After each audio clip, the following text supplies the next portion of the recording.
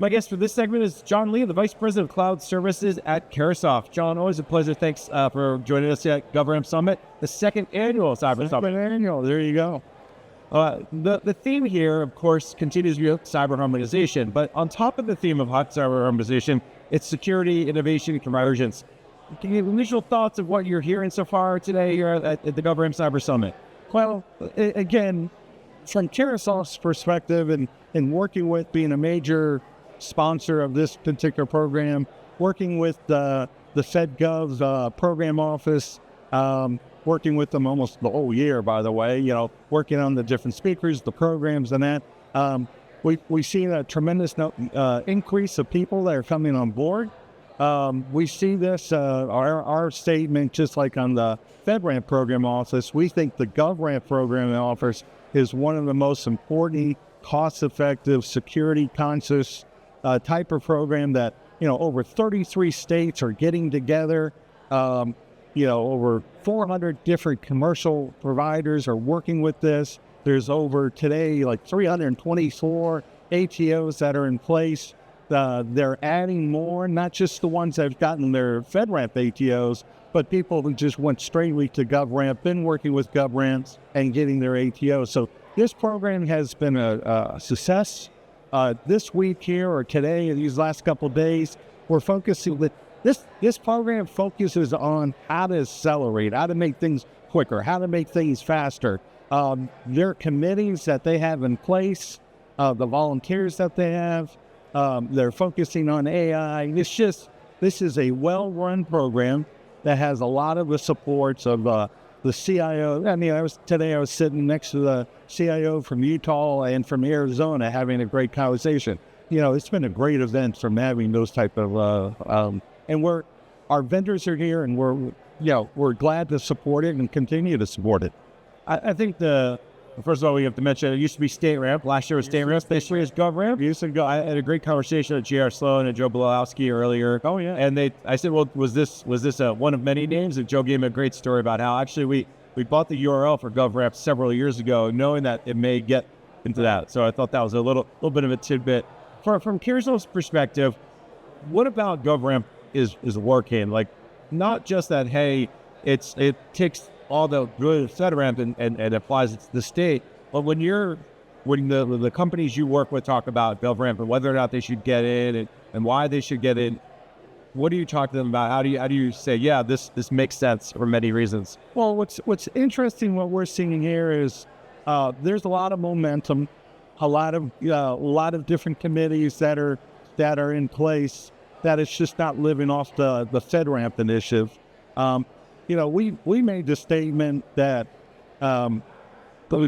they were doing 20X before FedRAMP 20X even showed up. I mean, what we have seen with this team, this program office, helping our different vendors as far as getting their ATOs in place and that, they really have stepped it up. And again, with the collaborative cooperation by all the different state and local groups into those different committees, this is much more. This isn't your grandfather's FedRAMP. Is what the GovRAMP folks are. So quite impressed, and we'll continue to support them. And I imagine Caresoft's getting a lot of interest from your partners. Yeah, industry going, okay, how do I get in? I want to switch because we're also seeing a ton of progress on FedRAMP, the federal program. Yes. You have some interesting statistics based on some data you pulled. First of all, let's start with FedRAMP. It's making it. There's this. You mentioned the 20X program to make it easier, make it faster, right, reduce the burden. What are some of the things you're seeing around FedRAMP? So I went and grabbed some of the data because we're always we're reviewing this and see what's going on. So we tell our vendors, especially the new ones that are coming on board, there's a lot of dollars that are being spent on FedRAMP solutions. Caresoft, the last time we did the evaluation, over $6 billion in FedRAMP sales annually, and it continues to grow. I fully expect once September's numbers finally clear and we take an actual look in there, this number will continue to grow for what we're seeing. We're also, many of the vendors that we have in FedRAMP, we have been preaching why you have to get on there, trying to show them what they need to get to really, that's what the government was looking for. So today, about 50% of all the FedRAMP cloud service providers and their cloud service offering are the different vendors that are part of our ecosystem. The next thing we see is clearly with the law passed, thanks to Congressman Connolly and the effort that he did, one of the leaders, and we miss him on that. FedRAMP's not going away. In fact, we're seeing more traction.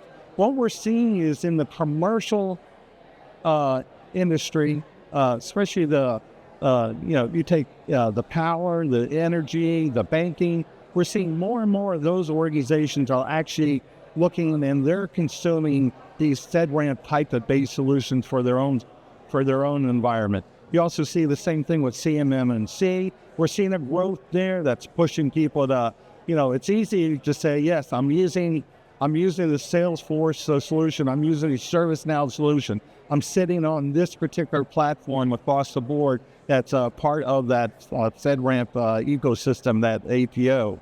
So we're seeing a lot of that. Let me jump in on the traction of commercial industry. Yeah. Do you get a sense that they are saying, hey, if it's good enough for government, it should be good enough for us? Or are they like the idea that there's at least you're starting at a floor and you can build up from that floor from a security perspective? Well, I see that having a FedRAMP, GovRAMP, a DoD impact level ATO as sort of like that's the high bar. So that's the good housekeeping approval in that you get that. Nobody's going to argue with that if you're using those type of solutions across the board. So I think that's a much easier for a CIO or an executive to look and say, let's just use those solutions. And that supports us in supporting the public sector marketplace. So that's our take on that. You also mentioned this idea of the amount of money going through FedRAMP. You said about $6 billion, but probably more annually. This is not just straight dollars and cents. I mean, this shows that the growth that the agencies are looking for this type of security. Now they have to, right? There's the OMB policy, there's law that says you got to use it. But talk a little bit about, there's also this push to moderate systems. More agencies want more of the next level up systems. So going back into some more of those numbers and that, I think I told you, from a sales perspective, moderate solutions, we see an average of 86% in federal bookings. That once they get an ATO, they're seeing that type of increase across the board with all the different levels and the DoD impact level, the GovRAMPs, and that we're seeing over 94% growth that a vendor, by getting their ATO, we're seeing in there. And going in a little bit more specifically in that, we see on the uplift side, if I'm a vendor, I'm actually seeing a 30% price increase for a moderate solution. So diving a little bit deeper, 20% for the low impact levels, 30% for the moderate. We're seeing about 33% for the FedRAMP high.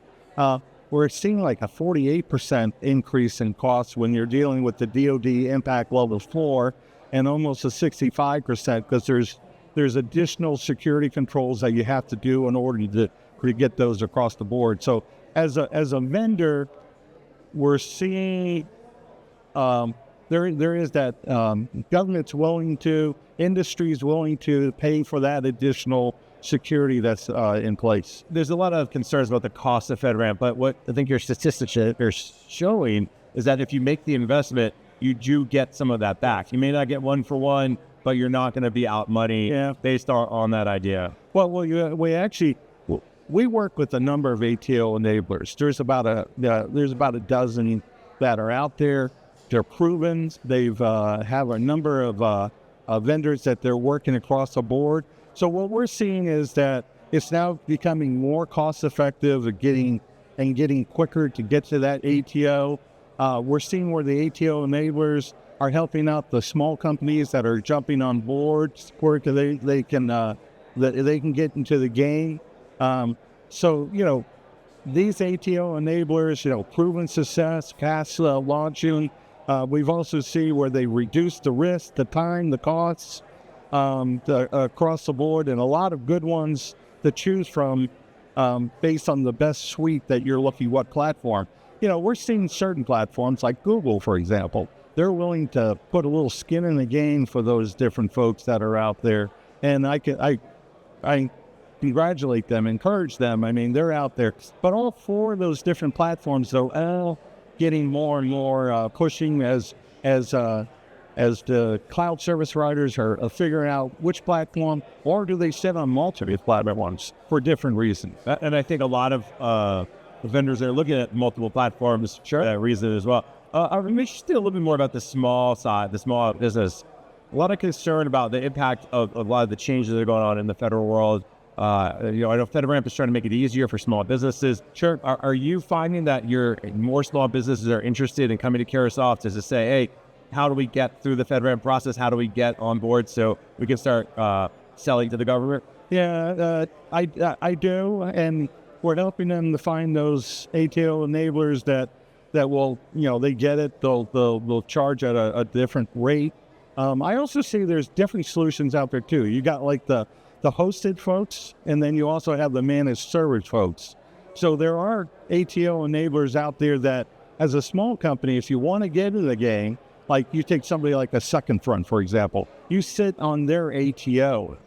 So instead of getting your own ATO, you're an application inside your environment. That's an easier step to go do. So there are ways to address these challenges.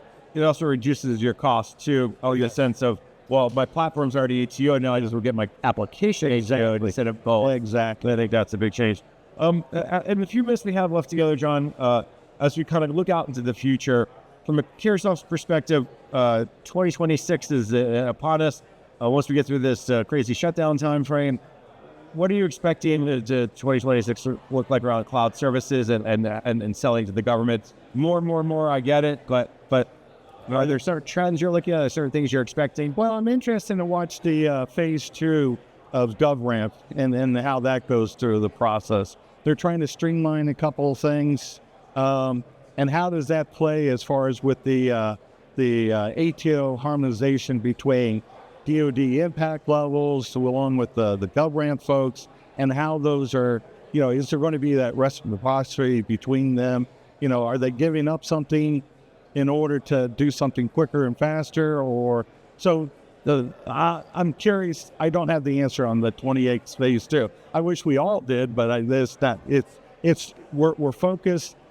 Pete Waterman, that team is doing what they can do inside the group that they have on board in that. So, next year or the next conference, we'll have more. I mean, we continue to, we have our FedRAMP conference, we have the GovRAMP conference. We're trying to do something different in later at the end of this year for our event. And it's like every 6 months, every 4 months, there's always something new. So I don't have that answer yet, but we're watching it. We will watch it. There's plenty to watch, because I think, to your point about FedRAMP is moving fast. It sounds like they're not breaking things, which is good. I think Brian Waterman will appreciate that. But they're trying to really say, what can we not have to do anymore to ease the burden, to reduce costs, and to really get access to those cloud services. So, John, I'll watch it. You'll watch it together. Let me thank my guest. John Lee is the Vice President of Cloud Services at Carahsoft. John, thanks for taking the time here at GovRAMP Cyber Summit, the second annual one. I'll see you next year. See you next year. All right.